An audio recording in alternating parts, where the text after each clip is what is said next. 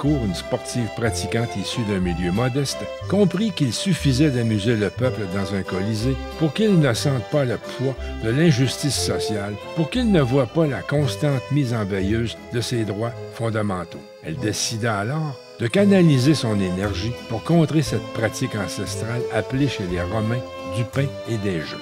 Ainsi, cette basketballeuse accomplie qui brilla au soccer interuniversitaire devint une militante progressiste au parcours exemplaire. Elle fit des études poussées en droit international et s'impliqua à fond dans les secteurs de lutte à la pauvreté et de défense collective des droits, notamment ceux des femmes. Pour être admise au barreau, elle fit son stage à La Haye, au tribunal pénal international pour l'ex-Yougoslavie. Puis, on la retrouva au Cambodge, en train d'aider des femmes. On l'aperçut dans la flottille, ayant mis le cap sur Gaza. On la vit travailler au lancement de la coalition Main Rouge. Elle fut aussi de ceux et celles qui démarrèrent Québec solidaire, même qu'elle emporta les couleurs à 2 reprises. Tout cela sans pour autant oublier sa vie à elle, en devenant maman. Elle est aujourd'hui conseillère syndicale à la Fédération autonome de l'enseignement, une jeune organisation réputée pour sa vigueur militante et ses idées.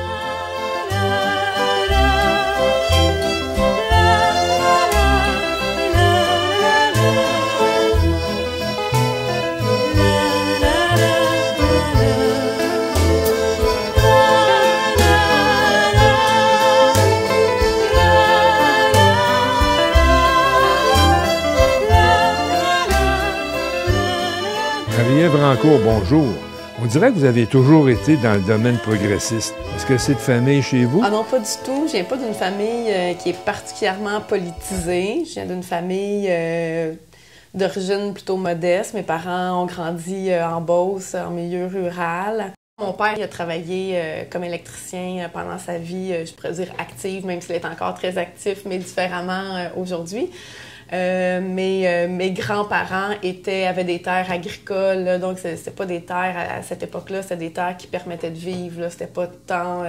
c'est de l'agriculture de subsistance plus que de l'agriculture de production de masse. Là. Du côté de mon père, c'était assez difficile. Il appelait ça les terres de Caïn parce que c'était pas des terres qui étaient particulièrement fertiles. Au primaire, au secondaire, j'étais une grande sportive. Je me suis longtemps définie comme une sportive. Je suis allée au cégep. En fait, j'ai quitté la maison à 17 ans parce que je m'étais fait recruter pour aller jouer collégial 3A au basketball à Victoriaville. Donc, j'étais beaucoup dans le sport, je m'entraînais beaucoup, je me définissais beaucoup de cette façon-là. Et dans la vie, on apprend des choses, puis tranquillement, le sport a pris un peu moins de place, bien que je pratique encore du sport, je suis encore sportive, mais c'est plus ma définition première. Je me définis davantage maintenant comme une militante, comme une personne engagée.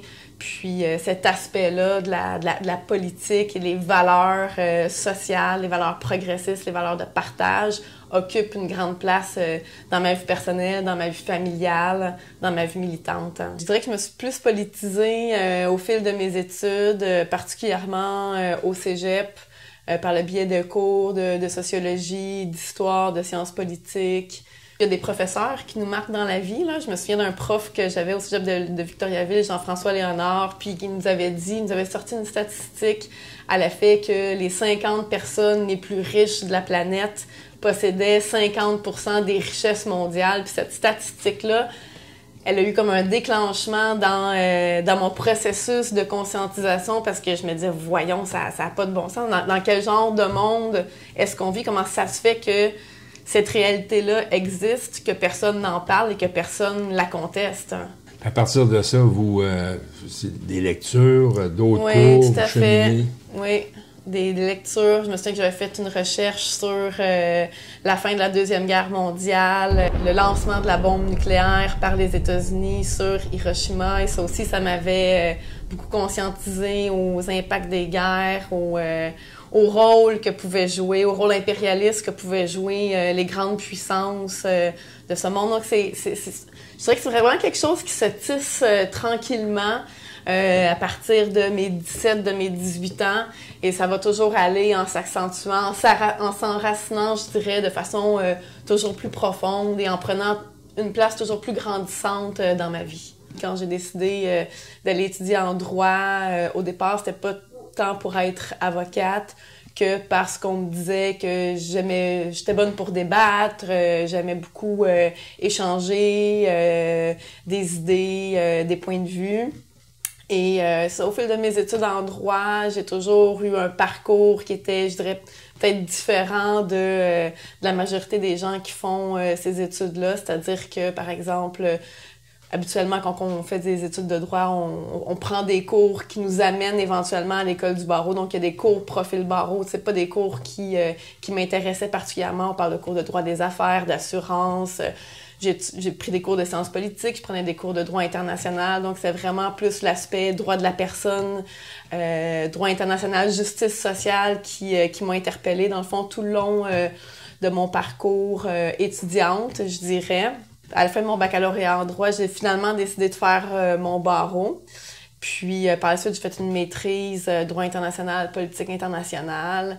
Et on était 2004-2005, il y avait un mouvement de grève étudiante. J'étais impliquée, j'ai été présidente de mon asso. À partir de quand avez-vous commencé à vous impliquer dans des groupes populaires, des groupes communautaires, des trucs comme ça? Bien, je dirais que j'ai fait ma première manifestation au cégep, justement. Je me souviens qu'on était allé manifester à Québec. Si je me souviens bien, c'était une réforme des prêts et bourses. Par la suite, ça s'est fait, je dirais, davantage. Là, au niveau du baccalauréat, j'ai pas été si active que ça. Ça s'est fait davantage, je dirais, au niveau de quand j'étais à la maîtrise, que là, j'ai vraiment commencé à plus m'impliquer au niveau dans mon association étudiante. Et évidemment, moi, quand j'ai terminé mes études, plutôt qu'aller travailler en cabinet privé, c'est jamais quelque chose qui m'a intéressée. J'ai travaillé dans le communautaire également, donc c'est aussi de cette façon-là que je m'implique par la suite dans le milieu communautaire.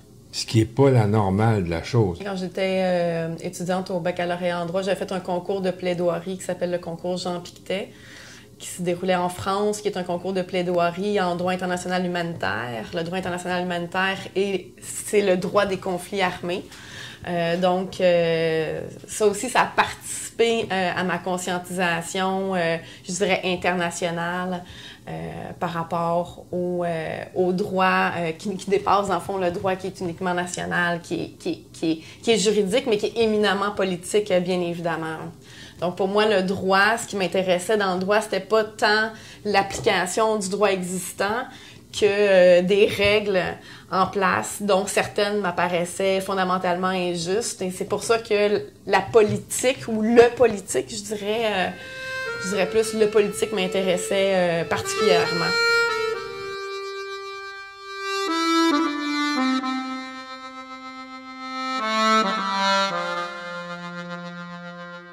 J'ai fait mon stage du barreau au tribunal pénal pour l'ex-Yougoslavie.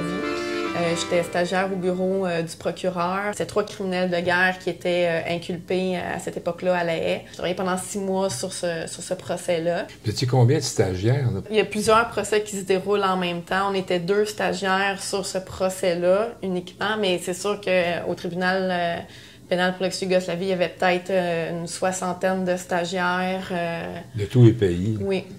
Mais de tous les pays, mais en même temps, comme c'est pas des stages rémunérés, moi, j'avais la chance d'avoir une bourse du gouvernement canadien pour y aller. Sinon, moi, j'aurais même pas pu y aller. Je veux dire, vivre 6 mois en Europe sans revenu, je vois pas comment j'aurais pu me payer ça.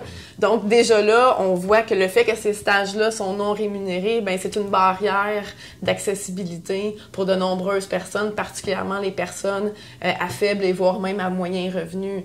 Donc, déjà ça, pour moi, c'était une aberration parce que on empêchait certaines personnes, en fonction de leur statut socio-économique, d'avoir une expérience qui peut propulser leur carrière ou une expérience qui peut être enrichissante pour ces personnes-là. Donc déjà là, pour moi, la façon dont ces stages-là étaient construits, c'était il y avait des barrières qui discriminaient des personnes. En avez-vous gardé un souvenir, les méchants sont punis ou les méchants s'en tirent? Certains méchants sont punis, puis beaucoup de méchants ne le seront jamais. Je veux dire, les criminels de guerre qui se retrouvent devant des tribunaux comme ça, sont des criminels de guerre qui proviennent de pays qui sont nécessairement non occidentaux. Jamais on va voir des criminels de guerre, puis il y en a eu dans le passé, des criminels de guerre européens, des criminels de guerre américains se retrouver devant ces tribunaux-là, malheureusement.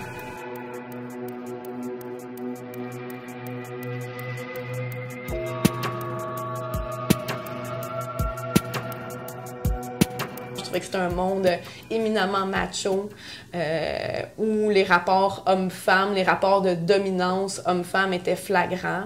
Je trouvais également que les personnes, par exemple celles qui faisaient le ménage, les personnes qui s'occupaient de la sécurité étaient des personnes racisées, les personnes qui occupaient des postes d'avocats, les postes d'enquêteurs étaient majoritairement des hommes blancs. Et j'avais quand même trouvé ça choquant de voir qu'une organisation internationale comme les Nations Unies recréait les inégalités qu'on retrouvait dans la société. J'avais trouvé ça choquant, puis ça m'avait un peu rebuté en tout cas des organisations internationales. Hein.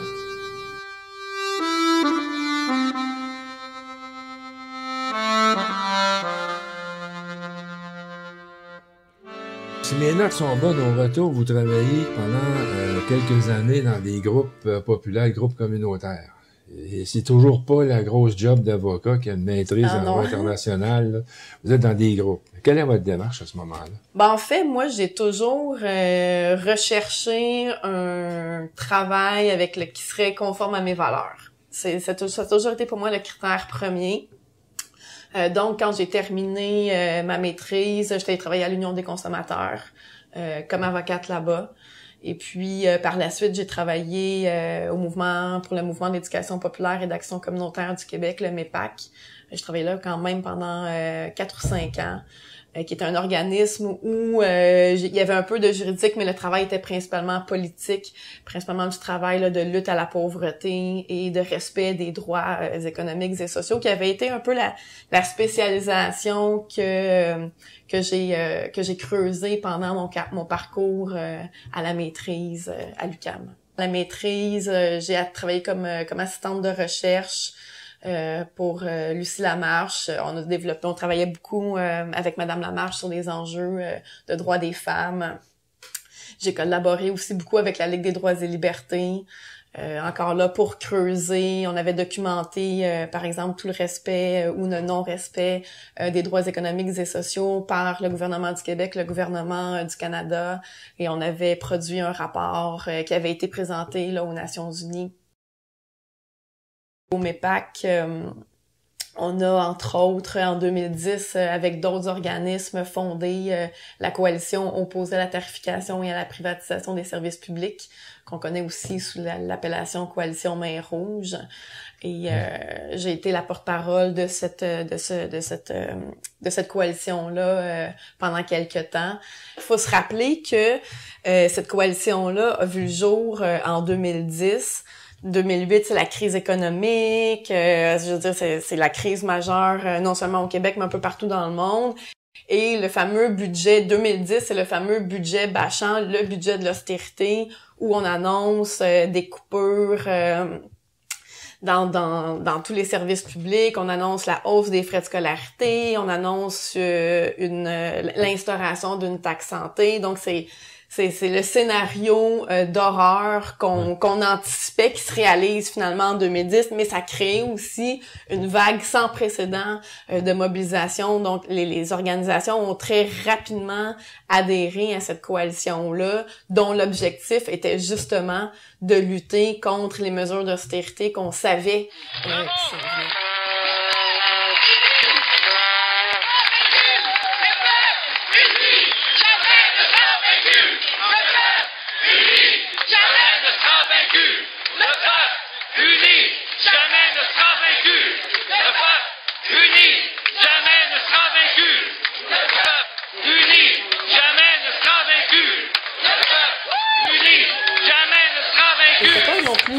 C'était pas une coalition qui coalisait uniquement des groupes de santé ou de services sociaux. C'était vraiment, je dirais, justement assez diversifié. Il y avait beaucoup de groupes comité logement, par exemple le FRAPRU, l'AC était également une des organisations fondatrices.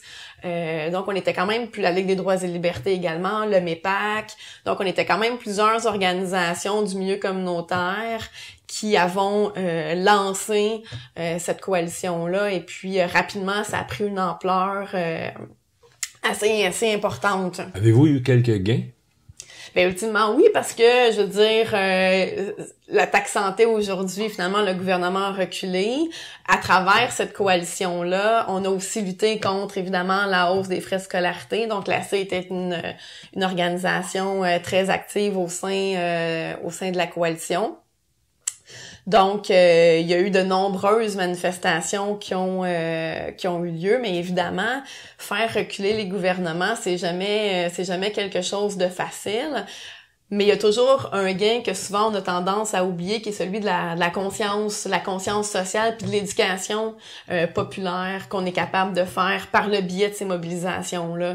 Donc, on a quand même été capable de mettre de l'avant que les solutions qui étaient proposées par le gouvernement libéral, c'est-à-dire les mesures d'austérité, ben il y avait d'autres avenues possibles. La question, par exemple, de la lutte contre l'évasion fiscale, des paradis fiscaux. Je veux dire, aujourd'hui, on en parle beaucoup, mais ça fait 8 ans que les organismes martèlent ce message-là, mais on voit que de plus en plus, les gouvernements sont de plus en plus prompts à prendre des mesures pour justement lutter plus efficacement contre l'évasion fiscale et l'évitement fiscal.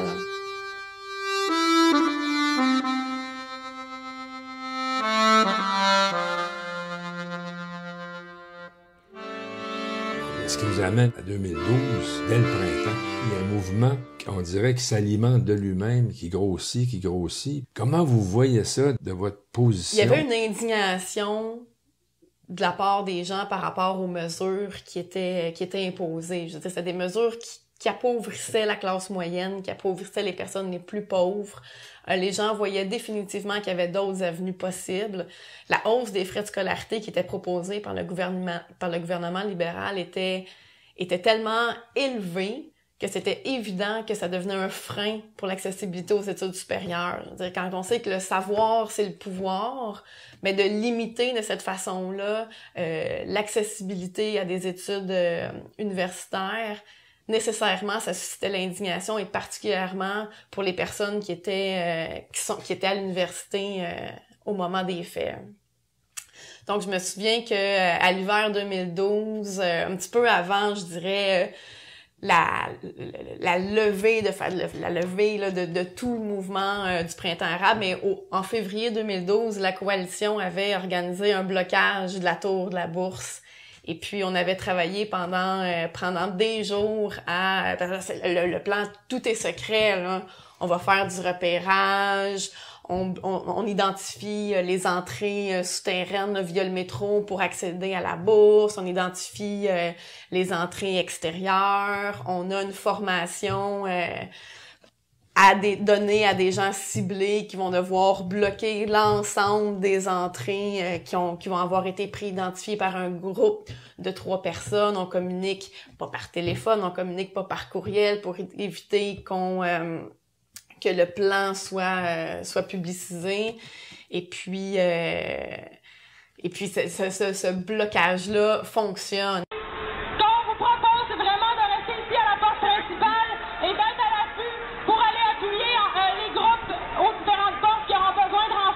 Je me souviens, on était des milliers de personnes entourant la tour de la Bourse, bloquant la tour de la Bourse, qui était un symbole magnifique du capitalisme et du tout à l'argent, comme on le voyait de plus en plus, où les élites économiques provoquent des crises, profitent de ces crises pour imposer des mesures qui vont ultimement bénéficier encore davantage de ces personnes-là.